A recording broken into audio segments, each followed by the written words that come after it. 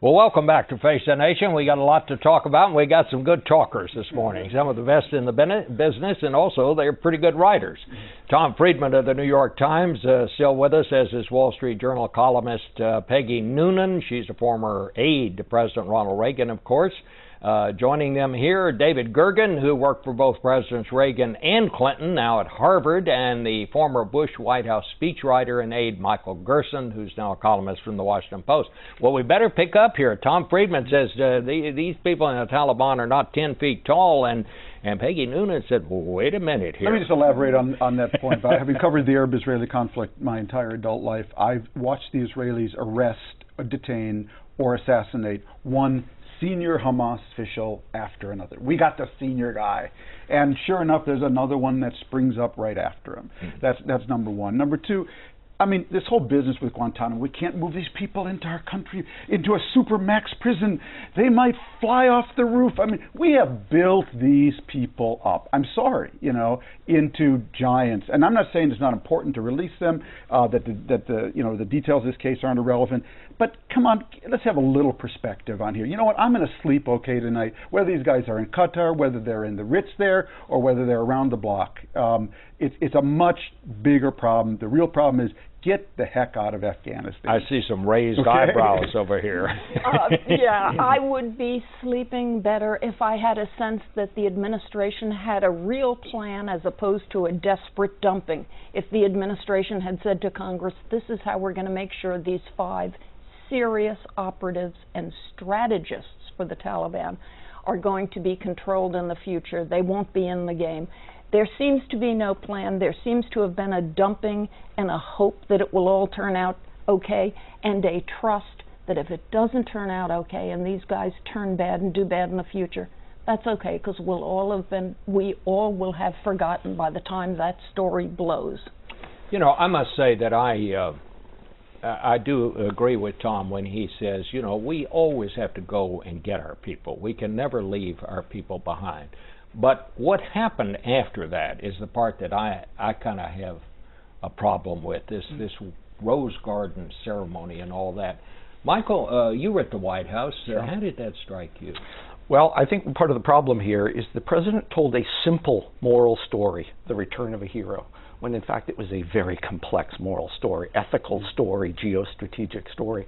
So he gave a tragic choice, the trappings of victory, and then he alienated a lot of people in the process, alienated members of Congress who didn't feel consulted, but alienated members of the unit that the man came from. Yeah. By declaring him as having honorable service, they felt compelled to object because they know the meaning of honor. And it's different from what the administration was talking about. So I think the president now is talking about this as a political football. I think they provoked these reactions that have undermined their own fairly reasonable choice. And Susan Rice, the National Security Advisor, says that he had performed honorable and served with distinction. Do you think maybe she wasn't briefed, or how did... you can we're back to that. She's clearly briefed. Bob, I think she overspoke. I don't think she meant to leave the impression she did. And she's tried to correct it. I think she would have been far better off to come out in the last few days and say, look, I made a mistake. This was not what I was talking about. I wish I'd expressed it in a better way. But the fact is, the way it came out, I think, plays directly into what Michael was saying. What the administration has done is won the argument that they did the right thing in going in and getting this guy. Getting Bergdahl out was the right thing to do. I think most of us here at the table, I think probably all of us at the table, would agree that that's right. Mm-hmm. But the way they then presented it ignited this firestorm because it showed so little understanding of how people in the military, in the active duty military, saw him and saw what he had done. And I think it, in some degree, reflects the gulf that is between the 1% who serve today and the rest of the civilian population. Most of the people who work in the White House have never been in the military. Mm-hmm. And I think that they just didn't get how angry, how offensive people in the military would find it that someone who had been found in the original Army report, they said the report concluded he deliberately walked off.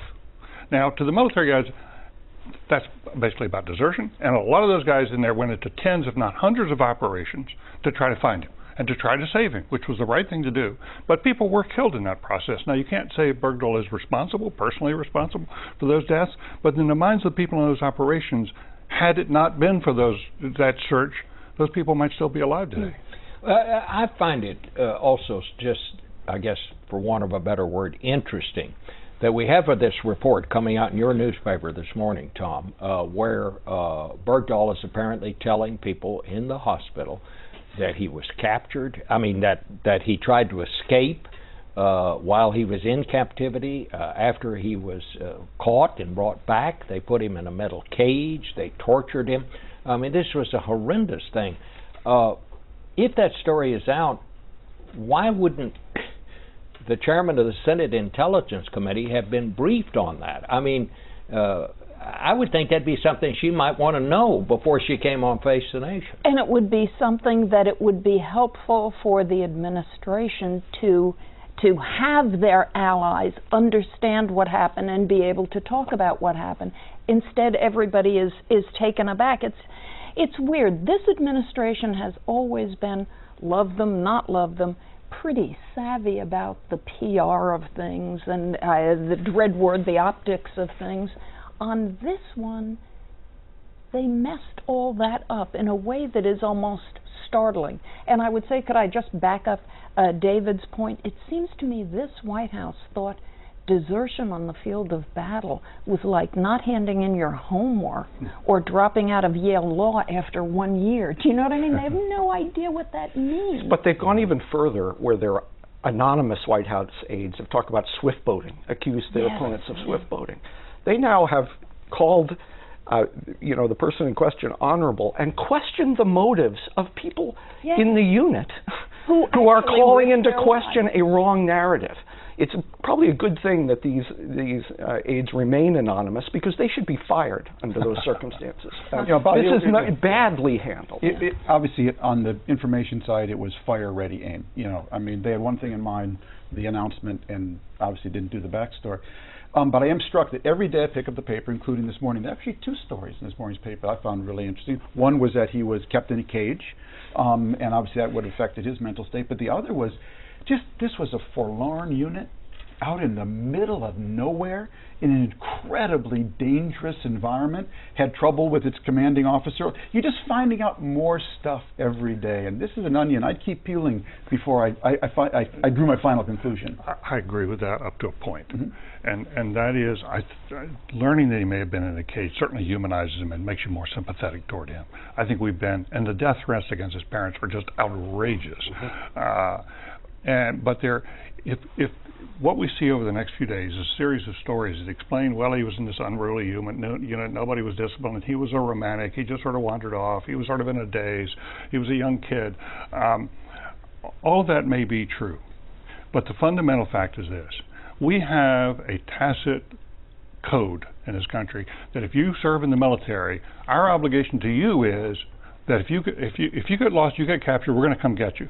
But you have an obligation to us, and that is when you're in uniform, you stay on your post. You do not leave your post. You do not leave your buddies.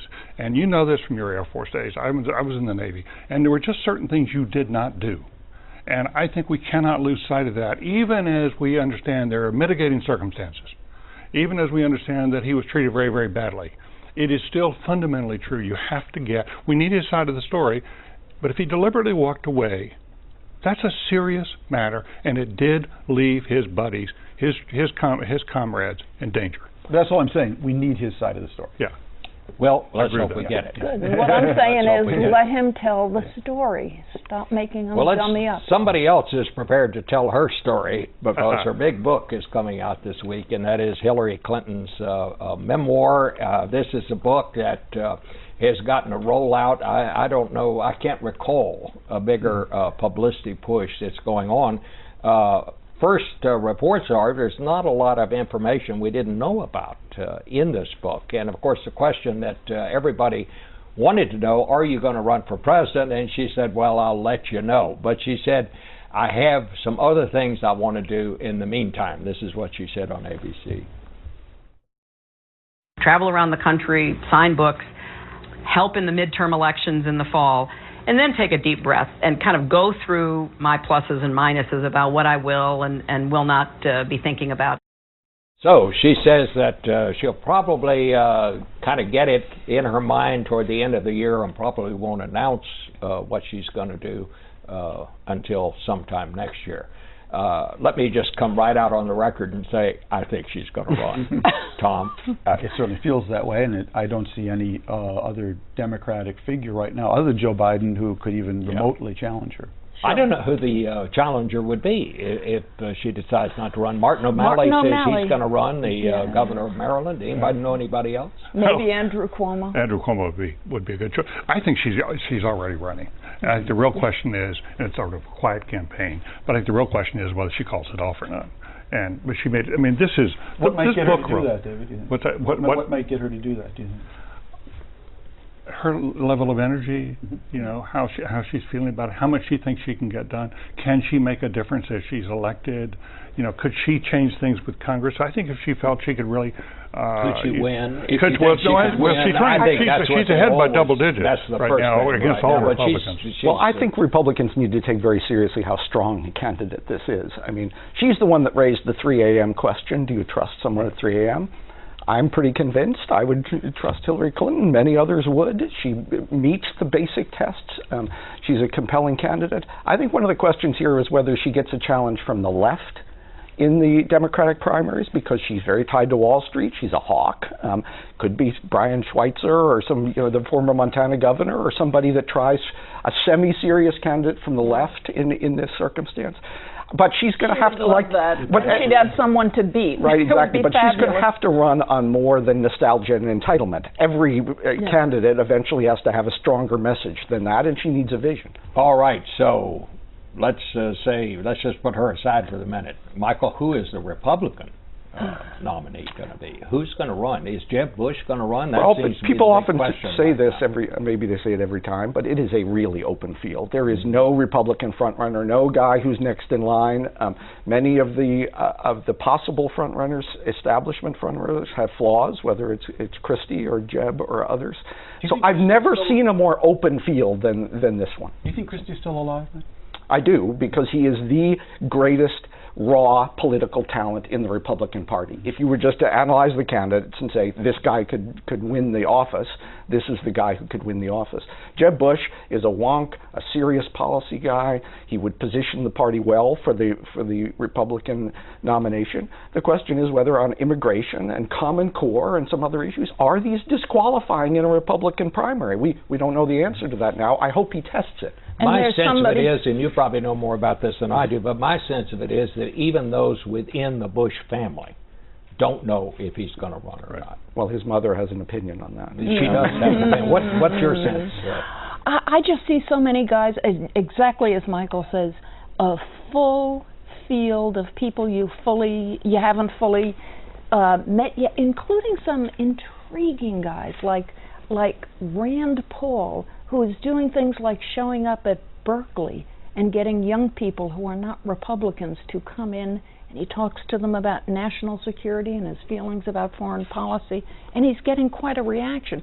Somebody told me, a Republican talker, that Rand Paul is the only guy he's seeing who's actually growing the base a bit. I don't know if that's true, but it sounds sort of anecdotally correct. The Republicans are going to have a great war. I must say, I agree with Michael that if the Republicans in debate are 10 guys, maybe some women up there, plus Chris Christie is going to make sure you enjoy that debate. It's going to be good. It's going to be tough. You know, one interesting thing happened down in Texas. The Republican State Convention was in Fort Worth yesterday. They had a straw poll. Ted Cruz won going away. But you know who finished fourth in that poll? Rick Perry, the outgoing governor. And I'm wondering, is this kind of the beginning of the end of the Rick Perry if he's going to try to run again campaign? I think it's very, very likely. I don't think he has an opening on the national stage at this point. I think he hurt himself so much the last time around. But I just think it's over. What I can't believe is how much of a juggernaut Hillary Clinton has compared to everything else. Yeah. I mean, there are 2 million people who signed up for Ready for Hillary. 55,000 people have sent in money. And she has more money on hand than all the rest of the candidates combined. And she's ahead by 10 points or more against every Republican. And, you know, let me ask you about this, Peggy, because one thing I keep hearing on the Republican side is that if Jeb Bush decides not to run, that Mitt Romney may actually try to do it again. I'm hearing that. I don't know how strong that is. Okay, I am not. But I just may not be I've heard it now. Look, would that be possible? I think he and his wife made it so clear after their second try last time, that they're not interested in it again. And I think there are so many serious people in this thing. And I'll tell you, I think Rick Perry is making a better impression on people when he goes to small groups than you would guess, and I think he probably will be in the mix too, and may be surprising. I think people usually get momentum from the previous candidacy when they do a good job in the previous candidacy. Yes, and I think there's a perception that Mitt Romney did not do a great job, and there's a perception that Rick Perry did not do a great job. These guys don't have a slingshot of momentum in this process. They may be a final choice. So. You know, I would just say one thing, which is I don't know much about the politics here, but all I know is if you look at Obama right now, and you look at what we're dealing with as a country, we're dealing with an incredible technological shift that is really changing the nature of work in the workplace and education. Abroad, we're dealing with a world where countries are sort of half integrated, China and Russia, half not integrated. How do you manage them? And I would like to see, whether it's Hillary's book or in the Republican, runoff, who's actually got answers for the problems that the next president's actually going to face. And also, I think it's disturbing, distressing that we have a president with 2.5 years left in office, and we're already focusing. I mean, Tom just has this really interesting column today about your conversation with President Obama on climate change. He wants to use the next 2.5 years to push that issue. Will people listen to him? Will he get a forum? I'm not sure. I think that's a very good point, because I mean, look what's happened this year. I mean, the Congress announces, when was it, back in February, they weren't going to do anything. Right. You know, no tax reform, no immigration reform, no entitlement reform. We'll be back after the election. I mean, they're wasting an entire year.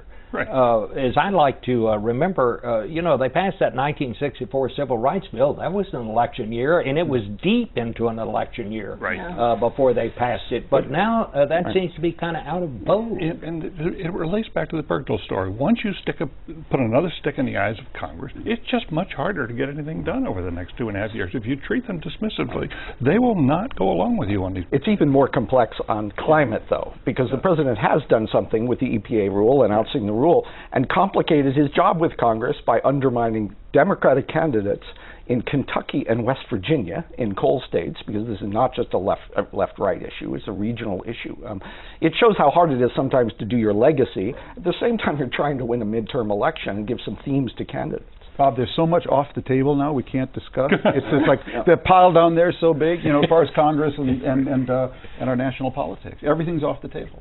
Well, everybody's worried. The thing now is just worried about getting a primary opponent. The founders, when they signed the Declaration of Independence, I don't remember any of them saying, "I don't know if I'm going to sign this. I might get a primary opponent here." I mean, they were worried about getting hanged, and we seem to have lost that kind of in American politics. It's very, very strange. I'll tell you what I think about who's running and who's not running. I hope both parties nominate the very best person, people who will be qualified to be president. I never say who I vote for, but if the guy I vote for loses, I want the country to be in good hands. I agree with that. And I think I'd like to see the loser genuinely congratulate the winner and pledge to help. It would really make a difference. And I really agree with Tom. We need idea-oriented candidates right now. We have a huge challenge, particularly with failed education systems, and then the transition from education to jobs, which is not made by a lot of people in America.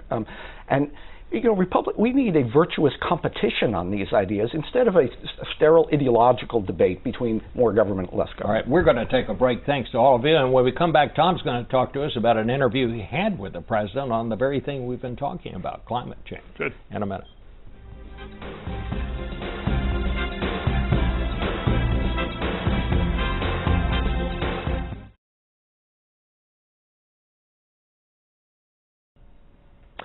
Tom Friedman is maybe the hardest working reporter I know. He is just back from Kurdistan, where he delivered, among other things, a commencement address, in addition to doing in addition to doing some reporting there. He also interviewed President Obama recently on this issue of climate change for the Showtime series, Years of Living Dangerously. I want to play just a part of that interview that will air later on Showtime.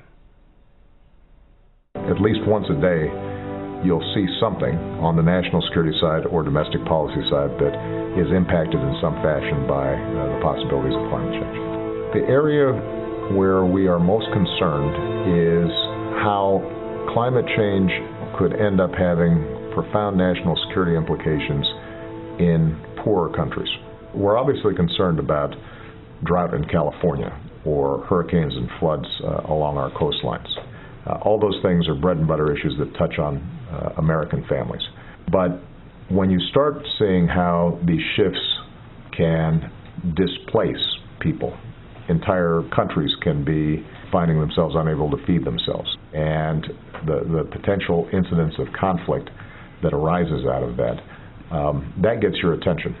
There's a reason why the Secretary of Defense and the Joint Chiefs of Staff identified climate change as one of our most significant national security problems. It's not just the actual disasters that might arise. It is the accumulating stresses that are placed on a lot of different countries, and the possibility of war, conflict, refugees, displacement that arise from changing climate. That interview airs Monday night, right, Tom? On Showtime. What else did the President tell you? Well, I think the importance of the interview that he did, Bob, is that the President really has never done a full-length interview on this subject. It's always been a little bit of a hot potato. They've been worried, about taking any attention away from jobs. And so I think the importance of this is threefold. First of all, there's no one who can change the conversation in the country, as you know, more than the President. And I'm a big believer to name something is to own it. If you can name an issue, you can own the issue. For so long, green, was really named by the people who hated it. And they named it liberal, sissy, girly man, unpatriotic, vaguely French. What Obama is doing in this interview, and I think with his EPA regulations, is renaming green. He's naming it geostrategic, geoeconomic, innovative, patriotic. And he made two big points in the interview that I think will begin a whole different discussion. One is the International Energy Agency in 2012 came out with a study that said we basically have to keep roughly 2/3 of proven oil reserves, oil and gas, in the ground because we can't exploit them. Otherwise, we're going to burn up the planet. The President talked about that. He agrees with that assessment. Over time, we've got to make that transition. And the other, he said, I'm for a price on carbon. All right. Well, Tom, we'll look forward to that interview, and thank you for being with us this morning. Pleasure. We'll be back.